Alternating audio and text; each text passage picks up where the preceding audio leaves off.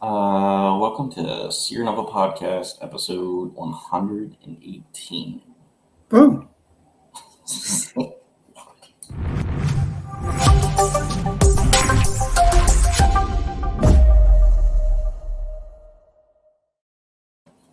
What's up? Hey, wow! I am incredibly impressed with your logo intro there. That is some cool stuff. Well, that was Dylan. Did I do that? Yeah, you did that. All I've got are some funny books. You guys got a whole logo. That's awesome. Yeah. Yeah. I have like so many other ideas for like different things to do with the logo. But That was our like lazy attempt at it. Oh, gosh. I can't wait to see what you do when you put effort in, man. yeah. Except the idea that I have is like I probably would have to like pay somebody to do it unless I somehow figure it out. But, well, so we have Dalton with 4-color comics or 4-color, just the 4-color comics works, yeah. Yeah. So who are you and what do you do? Yeah. So I'm Dalton Shannon. I'm the co-writer and co-creator of Frankenstein the Unconquered, which is coming to Kickstarter soon. Mechaton, which has been running on Kickstarter. We actually just wrapped the issue 1 through 3 campaign a few weeks ago. So essentially, me and my co-writer, co-creator Wells Thompson write comics and work with very talented artists to bring them to life. We do that too. Very cool. So I was plugging all my stuff in. If it's like yelling at me. Stop yelling at me. Unplug it. So yeah, it's funny. Earlier I was trying to log in. I got all this. I'm on a new laptop on a different Wi-Fi, trying to log into stuff, and our account's like no, not allowed. So. Tech's great until it's not. Yeah, they're like, it might take 48 hours to get back into your account. I'm like, oh no, could it not take that long? So your first campaign for Frankenstein the Unconquered, you got 306 backers. Yes. And $7,277. That's insane. It was by far our most successful Kickstarter. Mechaton number 1 did pretty well, but Frankenstein blew it out of the water. It's due in no small part, I think, to Heather Vaughn's fantastic cover work. That stuff is phenomenal, and Mary Landro's art, I think, speaks for itself with Dahlia's colors. It's a concept that I think appeals to a pretty wide audience. It's monsters, barbarian fiction, and over-the-top horror action. So like it's a pretty easy elevator pitch, and most people, when they hear it, their eyes get just a little big. Like you can tell their interest is peaked a little bit. So if nothing else, you grab the digital copy for cheap and check it out. And it was a really good campaign, and we're looking forward to number 2. That's awesome. Yeah, we just did our best campaign, and that was for our first ever like all ages comic mittens, and that we got 4,000 something. Yeah, it was like 4,800 something. Well, the backed amount was 5,000 something, but the much you could get out of it. I don't remember. Yeah, it's all a blur. Yeah, they post campaign tends to be a pretty big blur. Wells is the numbers guy, so he'll tell you all the intricacies, and I'm just like, I'm glad it's over. Yeah. Now I just have to like ship all the stuff. So we just bought all the stuff because we got the funds like last week. So me and the artist, like, we had a whole meeting of like, oh, we got to get this. Yeah. I'm like, yeah, we're not doing all that on the next Kickstarter. Fulfillment is a beast in and of itself. We're actually in the process of sending out the first Frankenstein batch of fulfillments now. We finally actually got those back from the printer earlier last week. The book looks so good, but it's a lot of mailing. Yeah. Mm-hmm. Yeah, I don't like that part. So I think that's like a creative thing, right? Like creative people don't like the actual like the backstage stuff, like, oh, I've got to do fulfillment, I got to do like marketing, all that stuff. Like I need somebody else to do that for me. I just want to make.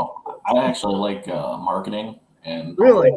yeah, because you know my business partner is a marketer, so I like marketing. But It's such a headache. yeah, because he helps me with it. But yeah, I like social media stuff like that. It's fine.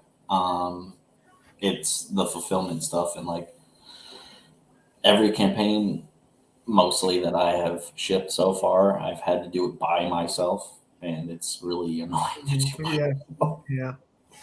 So I couldn't imagine doing it by myself. I am so thankful to have a partner doing it with me. Yeah, my girlfriend helped me like for one of the Kickstarters, but I had to do 2 at one time.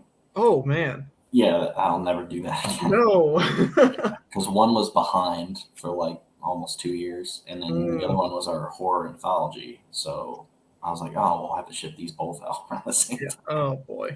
So when I brought them to the post office, they all like just looked at me bug-eyed and like, what's that? I'm like, three people went on break. Yeah.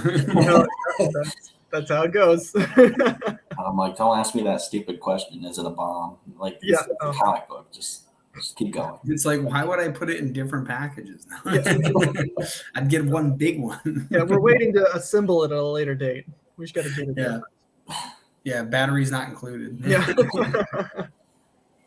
So you mentioned your other partners are at a convention, but you're just shipping this out. Do you guys have this comic for the convention? We do, yes. Thankfully, it came in, like I said earlier, last week. So we have actual copies of Frankenstein to put on the table now. It's actually been we've been like promoting having it at conventions. Like we'll have a little sign with the Heather Vaughn cover on there, like, hey, this is coming up soon, because we have the physical copies of Mechaton, our other book, and those sell pretty well. But it's so nice to finally have Frank on the table. I can actually flip through the book and look at the art and then give it to people, and they seem to be really receptive. I've been getting texts from Wells all weekend. They've been eating it up. It's great. That's awesome. That's awesome. Yeah, that's one thing we haven't done yet is conventions. Well, we've been to them, but we just haven't been to them with our own booths. With our own comics. Basically, by the time we planned on doing it, the world decided we weren't allowed to. So, like, we were doing conventions. We've been doing them since like 2017, 2018, and just going in with like ash cans and zines. And as when we were finally starting to build up a little momentum, where people were starting to come to the booth more regularly, then it all stopped, and then we had to pretty much ground up again once we could go to conventions. But by that point, we had like professional-looking comics too, so that helped. But yeah, one of the things that we did during that time was we put on a virtual Comic-Con, our first one in 2020, and then we did one more last year, and this year we're doing our third annual one, so we're trying to keep it that's awesome recurring thing. Yeah, we do it the weekend after Thanksgiving, so like Black Friday, Saturday, Sunday, because no one does anything. And we didn't think about it. We're like, when could we possibly do this? And then I don't remember who thought about it. We were just like, yeah, let's try this weekend, because like I know I don't do anything that weekend. I eat Thanksgiving dinner and then I veg out for 3 days. So why not, hop online to a Comic-Con? And so that's a good idea. Yeah, that's what we ended up doing. So we're prepping that stuff now. We're starting to get artists and panelists and live event stuff. So we're trying to make it good. Sounds like a lot of fun. Wait, what's the name of it? It's just like we call it SNCC, so like SeerNova Comic Con, and then I think the full name was like SeerNova Comic Con, then like the year, so 2022, and then Virtual Expo was like the whole name. So, okay. Yeah, making sure it's really long so that people can't find it, stuff like that. Yeah, we ran into that with 4-Color too, because we decided to spell it with the British spelling, and so every time somebody types in 4-Color, it's not us. Yeah, I typed in 4-Color Comics, and it was a comic book store somewhere, like Florida or something. And then I saw the reviews, and I was like, "Oh, I hope this isn't them." It just has like bad reviews of like stores, like that was an early mistake, but one we've kept because we just can't let it go. No, honestly, something easy to do too is whenever you get enough traction that you're having like constant visitors, you just pay for the Google ads for the 4 colors, because like what'll probably happen is someone will do it, they won't find you, then they'll type in comics after, and even if they don't type in colors correctly, as long as you're targeting that keyword. Like that's how you get that stuff. We've since abandoned like the 4-color socials and the website.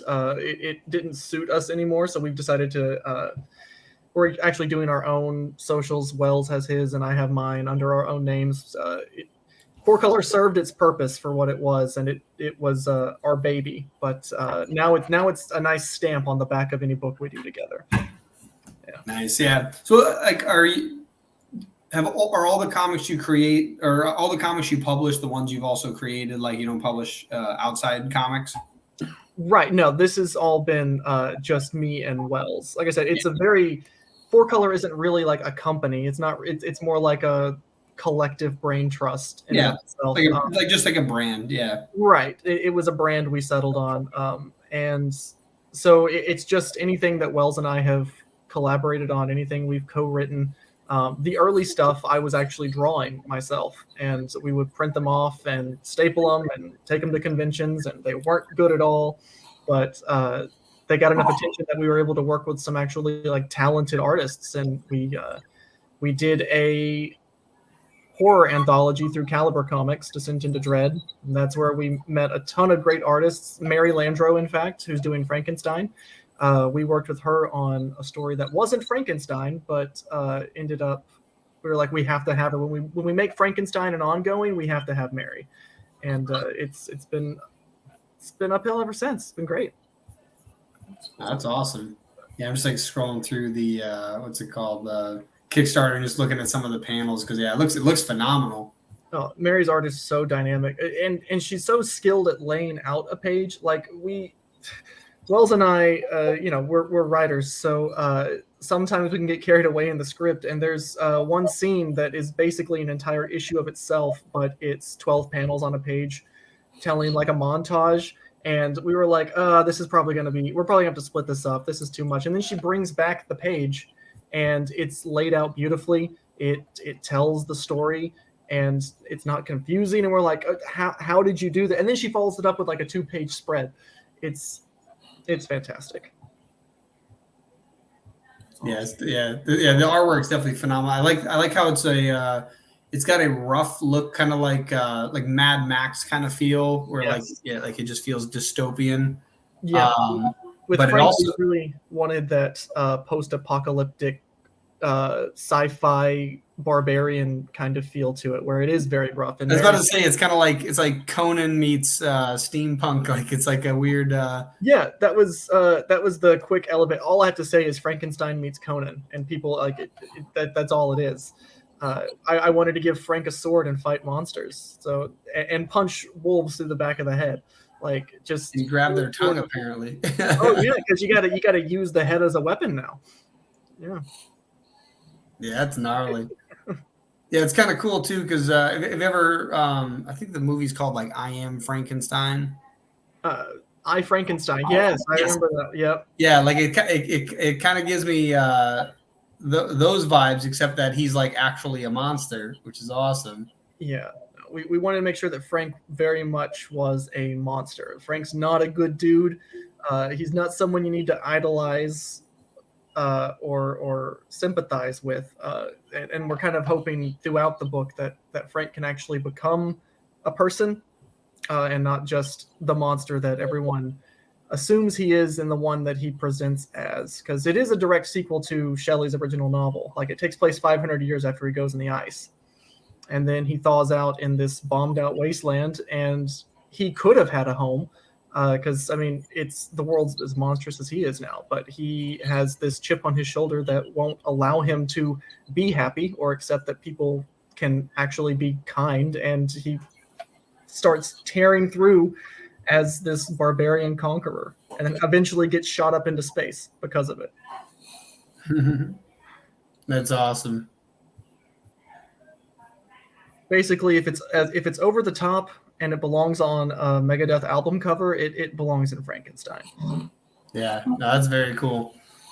I just had to think The Witcher. That's the other thing I'm getting reminded of. It's got like it's kind of like like The Witcher as well, in the sense that he doesn't see himself as like potentially human. He sees himself as a monster, but like it's very cool. Yeah, it's always interesting because like we were talking about this, I think, on our last podcast. Like every story has been told before. It's just putting a new skin on it and adding new anecdotes and things like that. So it's always cool to see, because honestly, if I can't relate it to something, it's actually probably not a good story. We've entered the era of like genre bending elevator pitches where you kind of have to say it's Scott Pilgrim meets Pacific Rim, or it's Frankenstein meets Conan. Like people can't conceive of like this new thing out there, and that will automatically put them off.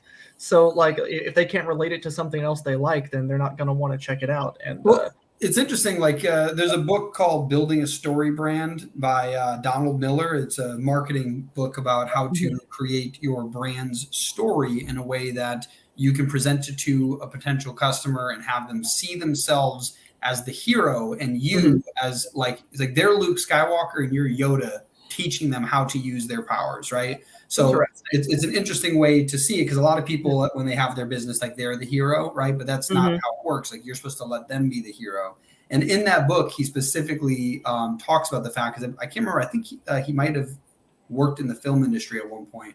But basically, all the way back to, even Star Wars, they were like, it's wizards in space. Like they needed, you need something to ground it so that I can get an understanding. Like, ironically, Harry Potter is like Star Wars with wizards. You know what I mean? Like it's the So that makes a ton of sense.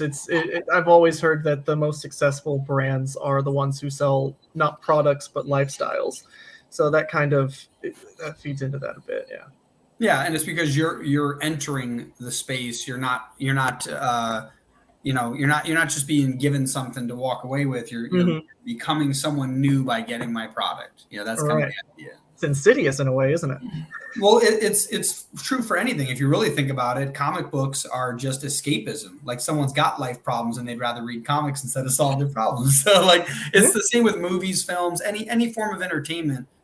What you're doing is you're giving them escapism, because everyone has life problems. So you're trying to make them feel better about it and have a good moment, so it's the same with like any product. If it's doing what it's supposed to do, then it's and it makes the person feel better, then that's all that matters. Yeah, there's a famous marketer, Seth Godin, who talks about this. Like if buying an expensive watch makes you feel better, it's okay to buy the watch, right? But only if it makes you feel better. Right? It's not like, people buy sports cars. There's some people who would never spend money on a sports car, and some people who wait their whole life to buy one. And then you see that 50-year-old, smiling in his Corvette, right? And he's like, I saved up all my money and I got the car. It's my baby. I clean it and polish it every weekend. So it all depends on like what actually makes someone happy. That's why like comic books are fun, because they cross so many mediums. Like there's so many people, like, they could be, I always mention this. It's hard to find.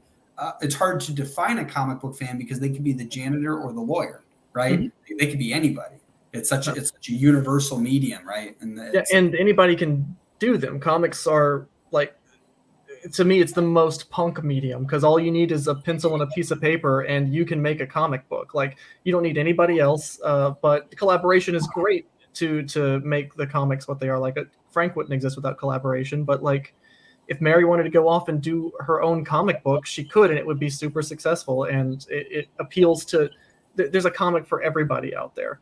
And it's so low barrier of entry for readers and honestly creators as well, if you're not concerned about, eating. But I love comics so much. It's the only thing I want to do is comics. Do it actually else is cool. Comics are also one of the best ways to learn another language. And one of the main reasons why is because, and we've talked about this when when we've had people on discussing like the structure of comic books. And the interesting thing is that the cool thing about comics is, yes, they're simple, but they're also very complex to make them simple. Oh, right? Yes. It's very difficult to make something simple and good. And so what we're really doing is we're trying to figure out how to tell a story as simply as possible. Hello. Hello. I got breakfast. Hell yeah. But what's it called? Like in order to tell an incredible story in such a short amount of time, like you have to be very creative at breaking down complex things. So like last week we were talking with Christian Alawas, I think so. I always mess up the last name, but basically we were talking about the fact that you're trying to actually use stereotypes to your advantage in comics because you need to simplify a thought really quickly, right? Mm-hmm. Because you have one panel to make me feel something. And so it's actually really cool. Like, even though it's a low barrier to entry, the ones that are great are the ones that figure out how to take something really complex and put it into one panel. And the reason why you can learn languages well that way is because you have to express a ton of emotions in a single face and then say 3 words as opposed to like a monologue. Mm-hmm. Right? Very rare you see monologues in comics because no one wants to read a book. They're reading a comic book. Right. And then the other part of it is that it's very conversational. It's not like talking about deep, complex thoughts. It's very back and forth. And so all of those things combined make it so that when you're learning a new language and you pick up a comic book, you can actually get real life experience quickly with like the new language. So that's something that I've never thought of that. That is fascinating. It's got to be why those it's got to be why like the Duck comics, the Disney Duck comics just sell so well in all markets, not just because it's Disney, but because they're simplified, and Barks was able to make comics that were so simple and yet communicated so effectively that anybody can jump in and enjoy these stories. Yeah. The other cool thing too is because they're so conversational and short. One thing I'm actually having done now, my girlfriend's Brazilian, so she speaks Portuguese, and I'm having her translate our comics into Portuguese.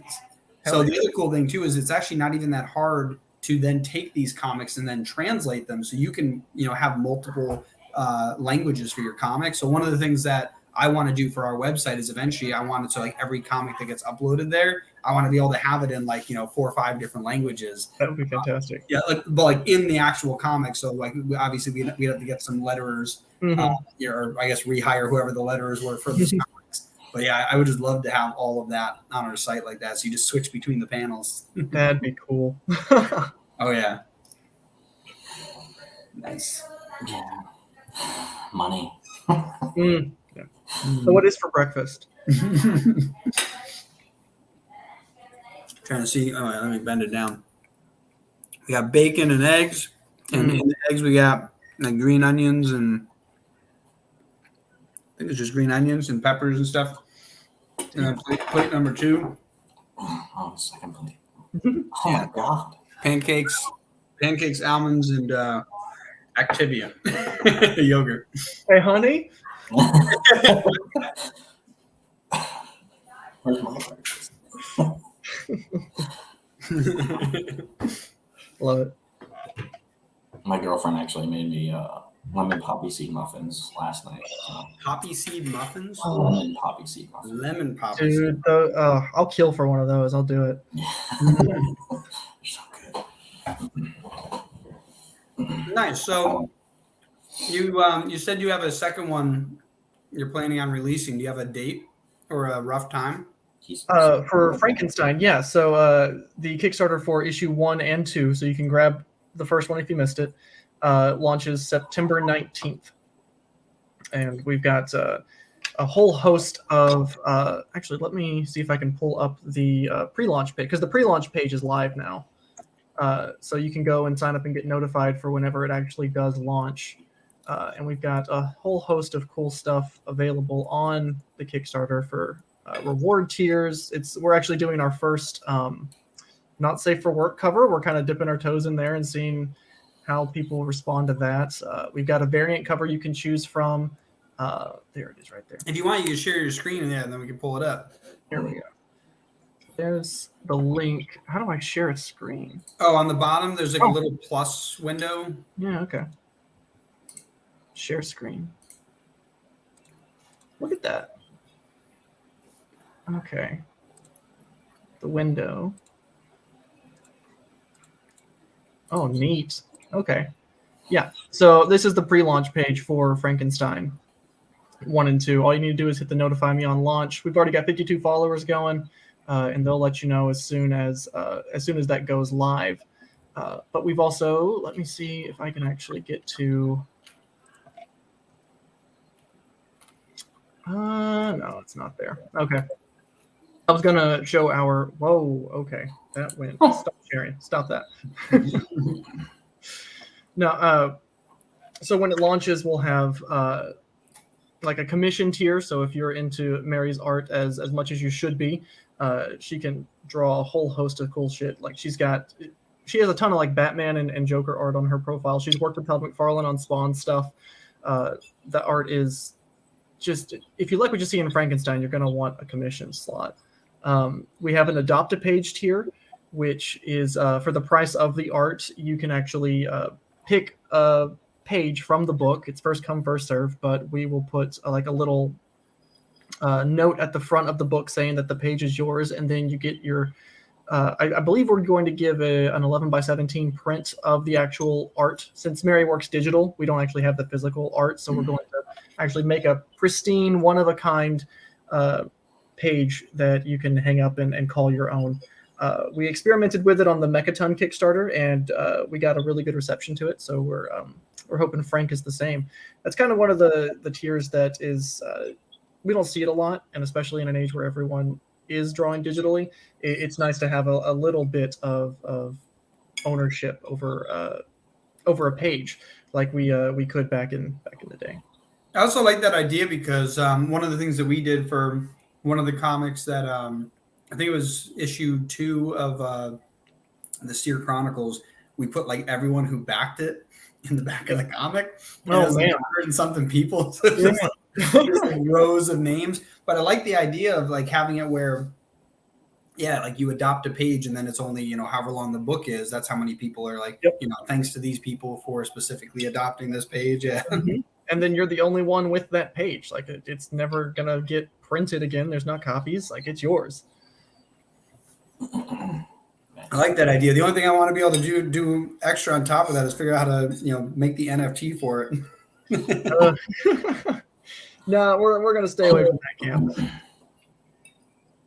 Yeah, it's something I want to play with. And it's funny because the NFT space is basically, it's a digital receipt that proves you own something. That's basically all it is, and allows you to call up stuff. But the thing I like about it now is just like the attractiveness of it, because it's like, ooh, it's new, it's shiny. And so it's kind of like a good marketing, strategy is to like, ooh, like NFT each of the pages so that you can each own one of your own pages. It's just like an interesting idea I wanted to play with.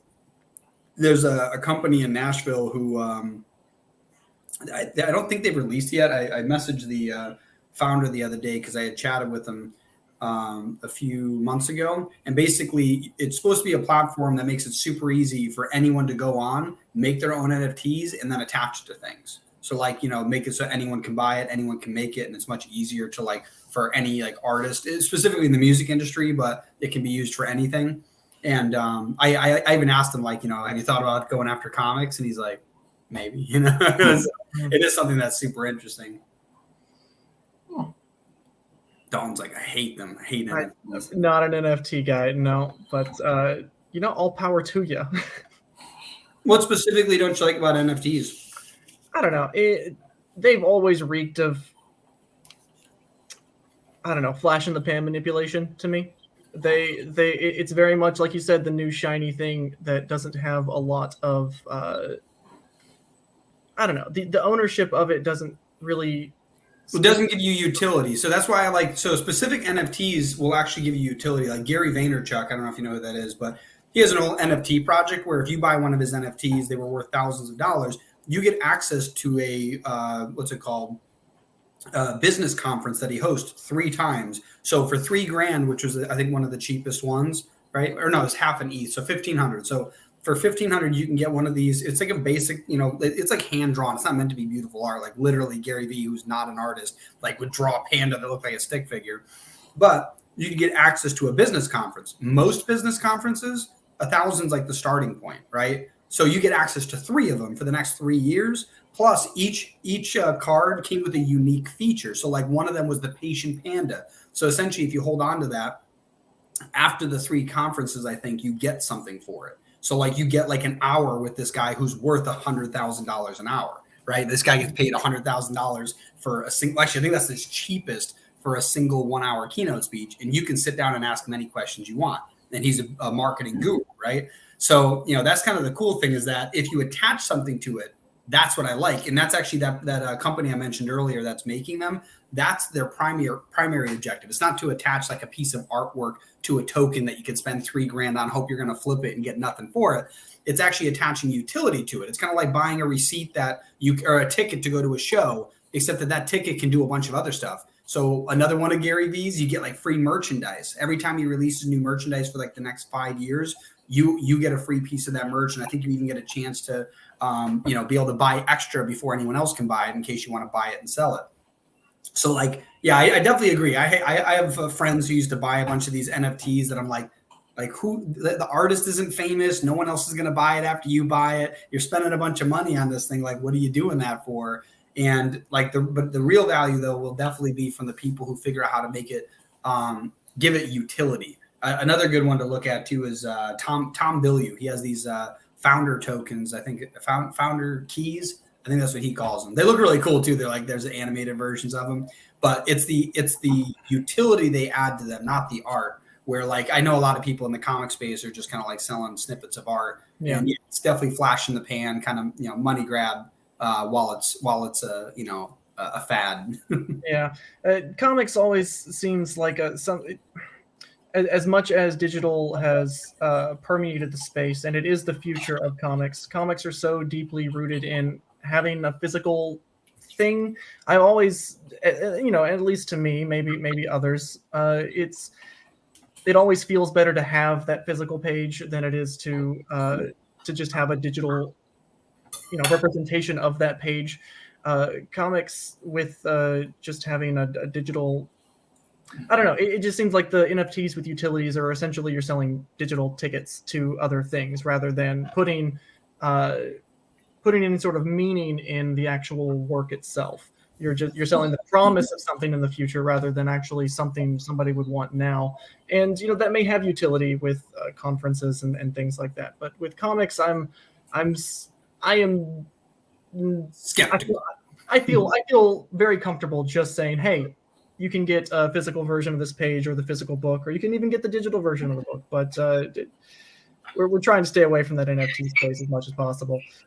So you're talking about meaningful and just being meaningful, whatever, in your creation. What do you feel about AI art? Oh, God. Not a fan. No. I definitely can see the utility of it's a tool at the end of the day. But it is a tool that is very scary for a lot of independent artists.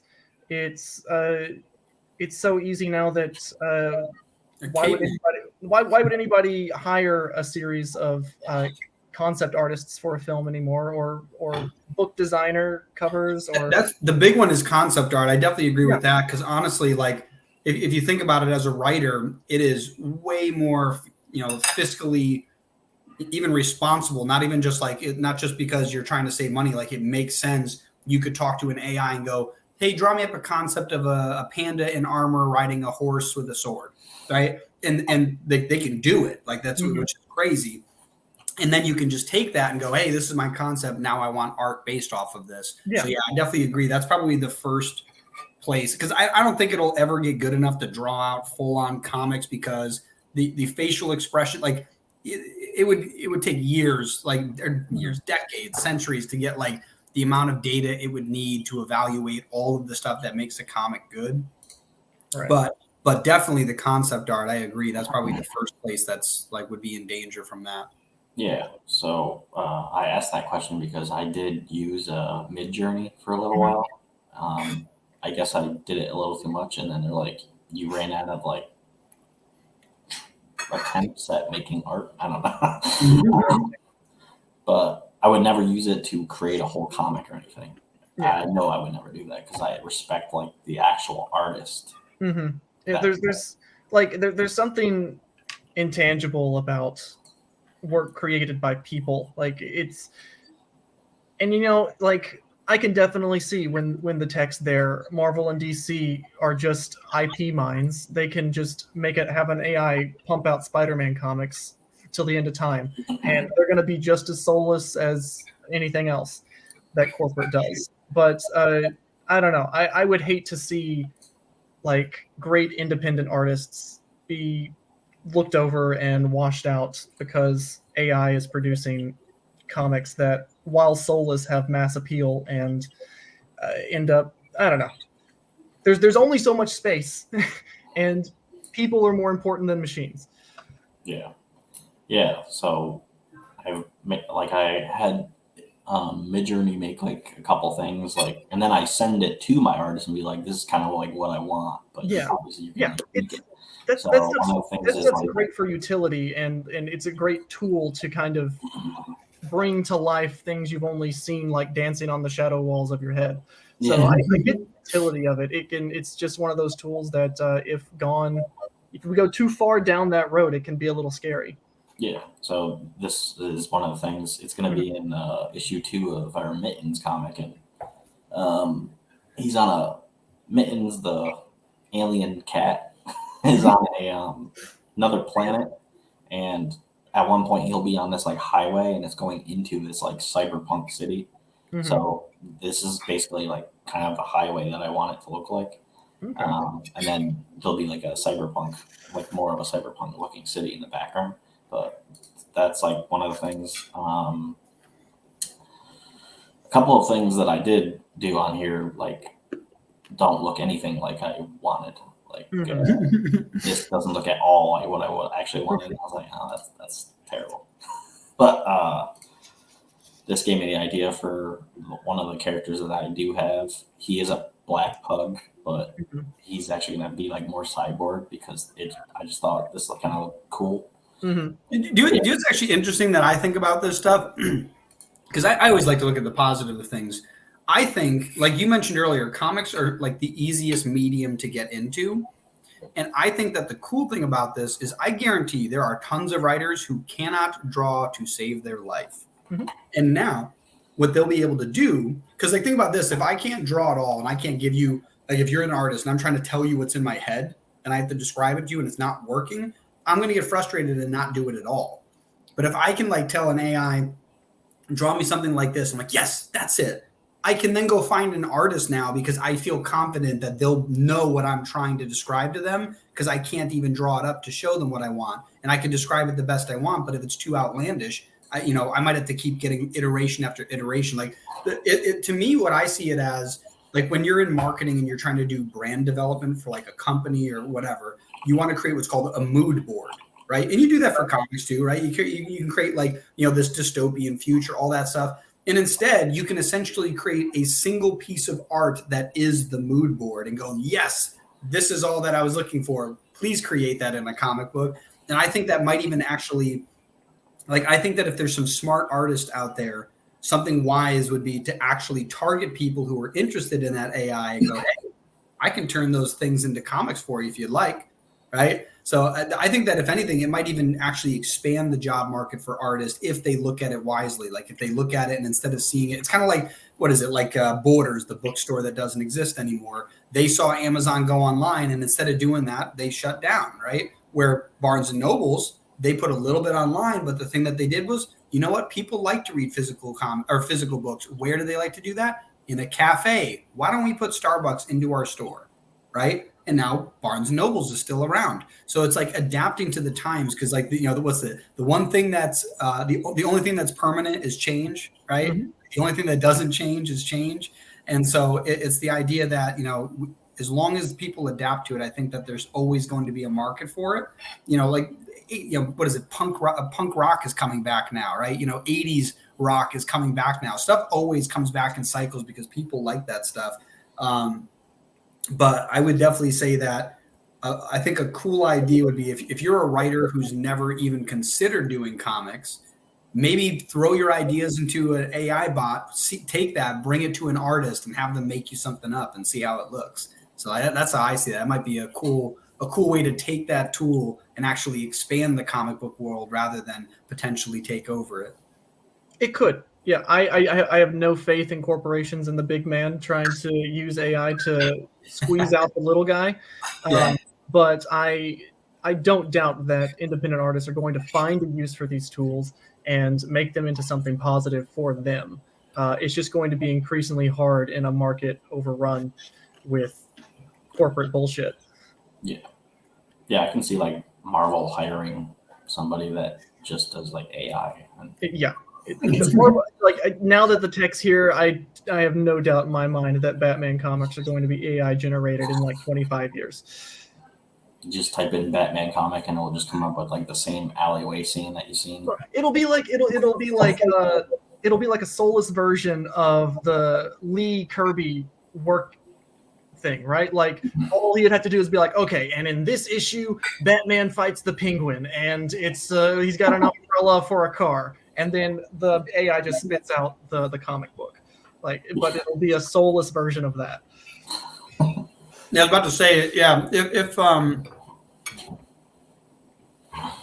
if Disney and Marvel with them, really wanted to, they probably could, go through and just be like, yeah, create Spider-Man, but this time he's fighting Doc Ock and Green Goblin with Venom attached to him, and it's like, you pump a couple things in there. But like I said, I still think even 25 years from now, I don't know if that technology will be good enough to make art that isn't so bland, right? Because it'll probably literally take scenes from old comics and like lay them on top of each other.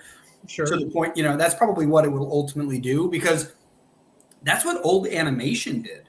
Like Greg knows, he was watching that video from Disney. The old animation, somebody drew a background that was really wide, and then they just rolled it along, and then somebody drew a couple different Mickey Mouses and walking in different positions, and then they just cycled it, right? So why wouldn't you do that for comics if you got a computer doing it? I think that's another thing. Now, something I do think is beneficial is I think that what might happen is I think that AI might get good enough to begin animating comics. And that one I'm not too upset about, because I think that there's tons of great comics out there that never get to the pitch. Like they never get to a music or a movie executive or anything like that, like a producer who would be willing to front getting it paid for. And if you could get even like the simplest version of it animated so you can actually pitch it, I think that stuff's kind of interesting. Well, then it's not comics anymore. Then it's a little movie pitch. Yeah, well, that's what I'm saying. It's like being able to expand it, because the reason why Marvel and DC are as big as they are is not because they only stuck with comics. They still sell comics. They still make new comics. They still have new stories they're telling, right? But the whole idea is that they then switched into animation and then live action, right? They added to it. And that's kind of what I mean. Like, it's being able to, because this is true for marketing. Like, for example, like let's say you don't like Pinterest, but all of your comic book fans are on Pinterest. Wouldn't it be wise to be on Pinterest? But you're like, nah, I just don't like it, right? But like, what if your best fans use Pinterest and they don't use Instagram or Facebook, but those are the only platforms you choose to use? You're basically eliminating your own market, right? So now there's going to be other people who do not like reading comics, but they love watching movies, right? Just like there's people who don't like reading books, but they like watching movies. So by being able to convert your story into different mediums, you can expand your audience. And then sometimes you get those few people who are like, I thought I didn't like comics, but this is really cool. Like one of the things that we're doing now is we have like this little quiz that we're paying ads to get online. And it essentially, you take the quiz and it'll tell you what type of comic book you might like based on genre, based on a series of questions like we made up rules for. So, but like the whole idea is some people think comic book superheroes and that's it. They don't realize there's horror comics, right? Like the fact you said you worked on a horror anthology, you got Frankenstein, right? Horror, action, adventure, right? Like there's so many more genres than that. And so some people need to get introduced to that. Like some people have no idea Blade was a comic book. They're like, oh, it's fantasy and, vampires. It's like, yeah, a comic book first, right? Like that's awesome. And so some people, I think, especially like younger people, they're going to get introduced to films before they get introduced to comics.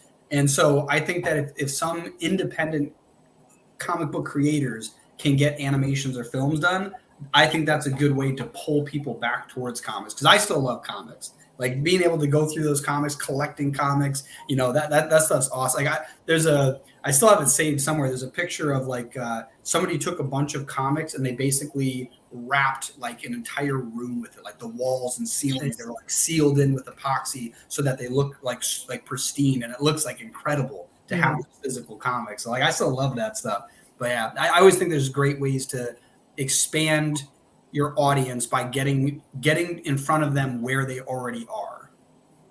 Yeah, no, I don't disagree with that at all.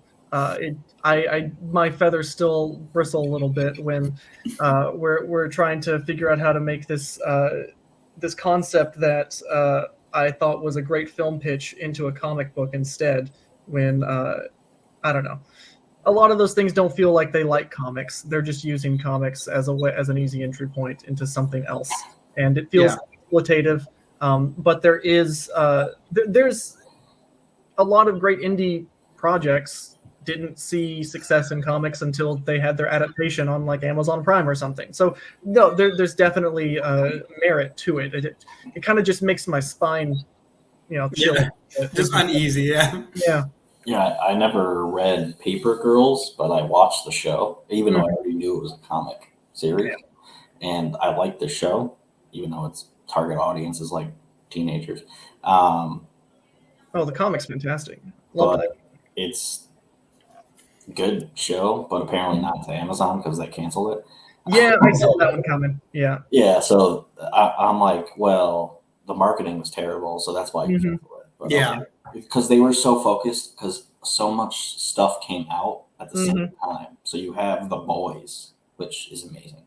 And then you have Paper Girls that came out, but they're like, oh, we're not going to focus on this because like Rings of Power is coming out, and that's what we're going to focus on. It's going to be our next moneymaker. It's going to be our next Game of Thrones kind of thing. So they're going to focus on that. Hopefully it doesn't have the ending like Game of Thrones. So thankfully you've got like 30 whole issues of Paper Girls to fill that hole in your soul by the cancellation. I guess there's like another streaming platform that's going to try to take Paper Girls over. So yeah, I heard they were shopping it around. Yeah, but after Why the Last Man kind of fell on its face, I was like, Paper Girls. I don't think this is long for this world. Yeah. It's like, wow. Yeah. That's cool. So cool. So yeah, we covered a lot. Is there anything else that you haven't released or announced yet that you're thinking about in the future in the comic space, right? So we're looking you got Frankenstein 1 and 2 about to launch. Well, I know 1's out, but like 1 and 2 Kickstarter about to launch. What is there after that? Like, first off, like, do you think this is a super long running series? Do you think it's a short series like Cowboy Bebop, right? Where it's like a solid beginning to end arc? What are you thinking for that? So Frank, we have planned out for about 13 issues. We have it's split into 2 arcs with like a buffer in between.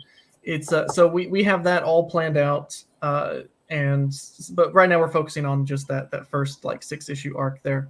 So no, we have pretty big plans for Frank.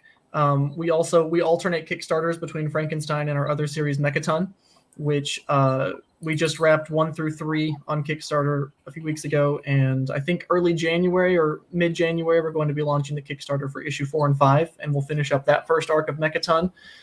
Which, if you like Frankenstein, I would hope you like Mechaton because it's just as over the top as Frankenstein, but it's more all ages, very anime inspired. And we've toyed with introducing a third project, but after Kickstarter's been hitting a little bit of a slump, maybe a little oversaturation. So we're gonna maybe pump the brakes on a third project and just kind of focus on making sure these 2 are the best they can be. But no, future looks bright for both of them, and we're excited to actually tell the whole story rather than just like a few one-shot issues here and there. I love long-form storytelling more than anything else, so that's why I gravitate toward television more than. I was about to say that's why I gravitate towards comics. Yeah, and that's why I gravitate towards comics instead of novels. Like I just like. I like being in that world for a lengthy period of time and watching everybody grow and change and the ups and downs. And so Frankenstein is something you can get it in 8 pages, but man, I would love to have it in like 300 pages. Yeah, I definitely agree. I was talking, it might have been on one of the podcast episodes, but Greg and I were talking about the fact that I think that part of the reason why we don't see like massive fan followers about a certain show and then multiple different shows. It's always like one big show that's out right now. And I think the biggest reason is that we used to have like weekly releases. Right. And now because of the Netflix release, like essentially the whole thing's out at once. I think that does two things. There's the hardcore fans who watch all of it right in the beginning. Then there's the people who wait till it's completely done to watch it. And then there's the people in the middle, which I sometimes fall into, where like I want to start watching it, but I'm not going to binge watch it. So I'll watch like an episode or two a night. And then all of a sudden somebody spoils it because they've already watched all 3 seasons of it. That's out, right? Like they'll just like fly through it. And so I think like it's very disruptive. And the one thing I like about comics is it's impossible to do that, right? You cannot, like, unless you just hold on to them for a decade, right? Because, you know, it takes forever to create comics compared to, you know, live action film. And especially for indie creators, at least. Like, obviously, if you've got tons of funds, you can pump this stuff out in a month. But, you know, the idea that it takes so long for an independent creator to write a new story is, you know, a powerful thing that I think allows people to enjoy the story more slowly and, you know, honestly become more true of a fan. Like, my brother does this. He'll binge watch an entire season of a show, but then like I'll ask him something about it and he can't remember. And I'm like, yeah, because your brain can't hold an entire season in one day. Like you remember the whole thing we learned when we were kids? When you go to sleep, that's when your memory gets turned into long term. You can't take an entire, you know, 14 episode season arc and then try to store that into one night. Like it's impossible. Yeah, that's why I like I do like how a lot of the streamers are now moving to weekly releases again. I love that. I mean, that's how I just watch in general. My wife and I are completely opposite ends of the spectrum. Whenever the new Stranger Things were dropped recently, she wanted to watch it all in that weekend. And I was like, that sounds exhausting. But I was able to convince her into like an episode or 2 a day. But if it was up to me, I'd like watch an episode a day or something. Like what I used to do, time to binge, guys. I just don't. I know I'm busy being productive. Yeah, I was gonna say like what I used to do, and Greg knows this, is I would I used to have like a super solid routine when I worked as an engineer. I'd wake up early, go to the gym, I'd go to work, I'd come home, I'd put food in the oven, and then I'd watch like one episode of Arrow or Flash or Supergirl, whatever was like, you know, the like that Flash universe or Flash Arrow universe or Arrow Flash verse. Arrowverse. Yeah. And so I would watch one episode of that. My food would finish cooking. I'd go get it, and I'd finish eating while the episode ended. The episode would end. I'd go back to doing something productive, like building a website or something like that, right?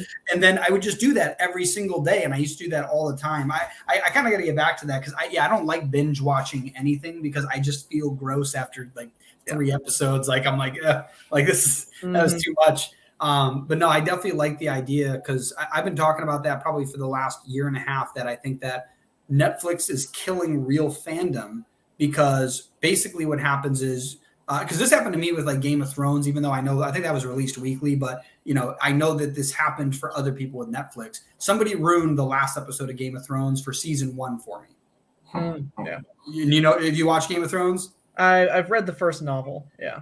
Okay, so this is not a spoil because obviously the entire season's over, or the entire series is over. But at the end of the first season, one of the main characters dies, and it's a total like you're like someone's gonna save him, right? And then they don't, right? He's dead, right? And someone spoiled that for me before I got to it. Killed all momentum I had to watch that show. I watched 2 or 3 episodes of season 2. I never watched the show again because like it's supposed to hook you, right? And the problem is when it's the same, if you binge watch a whole series, right, you're hooked the whole time, but you don't have that like burning desire building up until the next week. You're like, ugh, like release it already. Like shut up and take my money. You know, you want that like anxiety built up because it makes it more exciting. Right. And that's, that's a great thing about comics released on a monthly or a bi-monthly kind of schedule. It can build that momentum month in and month out. But what's interesting is the market is definitely trending towards collections and trade paperbacks and having the full experience in your hands at once and binging the comic essentially. And I think that's great for complete stories in trade paperback format, like, I don't know, Dogman or what was it? Paul is Dead. There was a Beatles graphic novel that released, which was just made for the graphic novel. But like when you read a collection of like the latest Superman books, like those weren't necessarily intended to be read back to back to back to back, unless you're Brian Michael Bendis. And it's I don't know, it alters the way you read a comic book when it's collected like that. And I think it is healthy that we're moving towards a collected format because more people want to have that on their shelves rather than the space it takes for long boxes. Like that's fine. That's healthy. I just think I don't think that the creative mindset has completely shifted over to that because people are still writing for a monthly audience in a trade paperback format rather than writing for a trade paperback format as one complete narrative. Yeah. Yeah, no, I definitely agree. I definitely think that's the reason why like web comics became a big thing too. Yeah. Like I'm not personally a huge fan of web comics, but the concept of them, like once a day, once a week, a new thing is released. Webtoons is huge. Well, the thing is, it's not being funny. It's like foreplay. Like if you don't have it, the experience isn't as fun. Like the whole thing is that momentum to build up to it, right? That's what, like, I'm waiting a week for that next comic to come out, and I have to read it when it comes out because someone else will ruin it for me. But it's not a whole series where I'm forced to watch 15 hours of a show in order for someone not to spoil something for me. It's that consumerist mindset where, like, if you have that whole plate in front of you, you're gonna eat the whole plate. But if you just keep giving little morsels here and there, it it's a little healthier. You're still being a consumer, but like it's a little healthier than taking on an entire plate by yourself. The cool thing is that there's something called the marshmallow test, and basically it's something you can get. Yeah, you can give it to children and see if they'll be successful later in life. And the basic test is you put a marshmallow in front of a kid less than 5, and you go, hey, like they have to understand English already, right, or whatever your language is, right? So it's like, I'm going to leave this marshmallow here. If you don't eat it, I'll bring a second one in a few minutes, right? You don't tell them how long, just a couple minutes, I'll be back, right? And the point is if they can wait, I think it's like 5 minutes or something like that, and for you to bring back that second marshmallow, that means they can have delayed gratification, right? That's like the number one key to success. Can I do something now to get a bigger reward later rather than be immediately satisfied and miss out on my future reward? And I feel like it's the same with people that, binge watch and don't binge watch. I know a lot of people who binge watch, and it's not that they're not like successful, but they're definitely not massively successful. I don't know anybody who binge watches I don't know somebody who's like a multi-millionaire who binge watches a show. Like I've never heard of that person. They don't exist, right? Because there's stuff to do. Yeah, no, it's not even just stuff to do. It's the idea that they're always willing to wait for the reward, knowing it will be better having waited. Like waiting is part of the thing that makes the reward feel better, right? That's why, what is it? Like there was some quote or whatever about like a 6-pack, and it's like, what's the fastest way to get a 6-pack? And it's like, you don't understand, like the part that makes the 6-pack awesome is that it's hard to get. That's why when you see somebody with you, like, damn, like that guy, like he must work his ass off, right? Like, and that's kind of the thing. It's like, that in order to do something like that, you have to wait. And it's the same with entertainment. Like it's cool to wait. And that's why like the people that were freaking out in what's it called? In the end game, right? Because they've been waiting since 2008 for this series to come to an incredible conclusion. Right. And that's why Justice League sucked. They were, right? Like that's not the only reason. Let's be clear. Yeah, I know. There's tons of other reasons, but honestly, I think the fact that the creators, the people who created it, everyone involved was thinking that way. Though they were thinking like, oh, let's just get them a huge finale at once. They love that. It's like no, they loved this 8 or 10-year buildup. When did that come out? 2019, 2018? 19, yeah. So 11-year buildup to this incredible finale, right? That's why people were hooked. Like, that's why I still remember I watched Endgame 3 hours long. I drank that giant thing of Pepsi or Coke or whatever it was. Coke, I think Regal does Coke. So before the movie, like in the first 30 minutes, I had to piss for 2.5 hours. And I would not leave that theater. Man. I'm not going to leave because this is like the last thing. I've been waiting 11 years for this. I'm not going to miss it. And so then they never made any more. Yeah. and like that's the thing. It's like because of that, and that's the reason. Like even though that's a funny story, the reason I wouldn't leave is because I had an 11-year buildup of anticipation for this moment. Where Justice League is like, hey, wouldn't it be cool if they fought a god and all the superheroes are already superheroes? I'm like, no, that wouldn't be cool. Like we don't need another Batman origin story. Yeah, exactly. Yeah. We don't need another Batman origin story. But damn, Cyborg. Just so, have you seen the Snyder Cut yet? No, I refuse to sit through 4 hours of something I know I'm not going to like. So if you ever do want to watch it, it's broken up into chapters, so you could watch it like a Netflix show if you ever wanted to. But they go a little bit more into Cyborg's story, and even from the original one, that was like the one thing I really liked about the movie was Cyborg's story. I'm like, I just wish they made a Cyborg movie.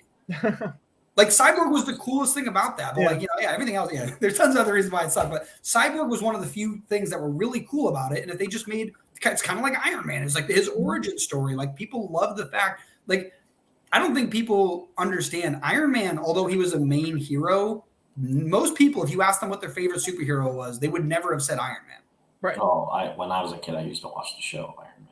Yeah, but like I'm talking about, I was a huge Iron Man fan before the movie came out, and I was like, "Oh my god, it's coming!" But literally nobody else was like, "Who?" That's what I'm saying. Like we're comic book fans, we would like it, but like most people are like Spider-Man, Superman, Batman, Wonder Woman, Spider-Man, like in that order. Like it's always that order, right? Not Superman will fuck himself.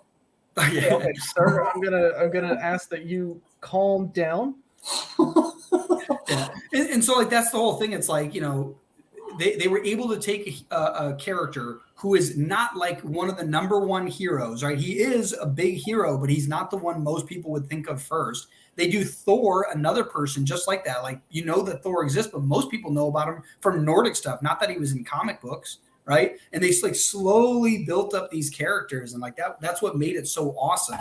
And so like I'm hoping that the indie comic space like learns from that, like building up these characters, making them incredible. Like I definitely agree. The graphic novel version of like condensing a bunch of a collective series of comics is cool for storage purposes. But outside of that, it's like being able to get one comic at a time is like a phenomenal experience.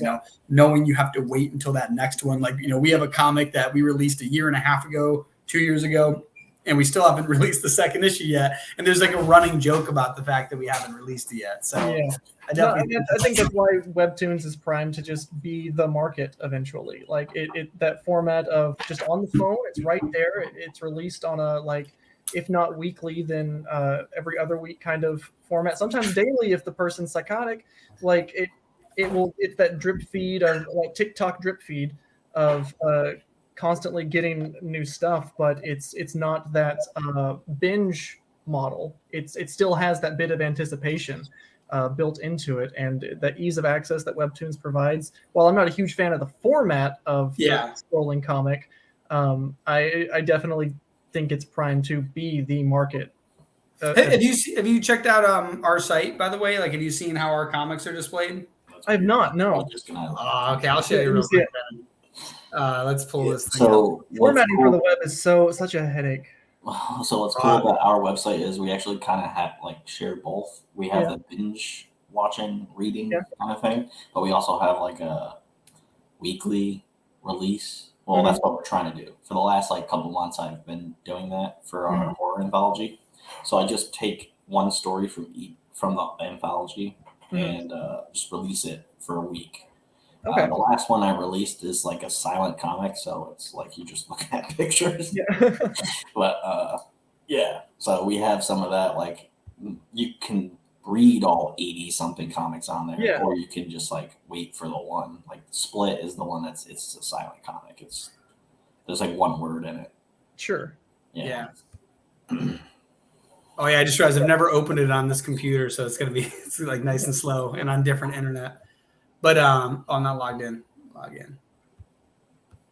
Yeah, and that's the thing too. Is with a free account, you can read all these comics, by the way, too. So if you want to check any out, it's free to sign up. But I just want to show you what we did for display, because that was my big thing. Is the physical comic is such a hard thing to replicate.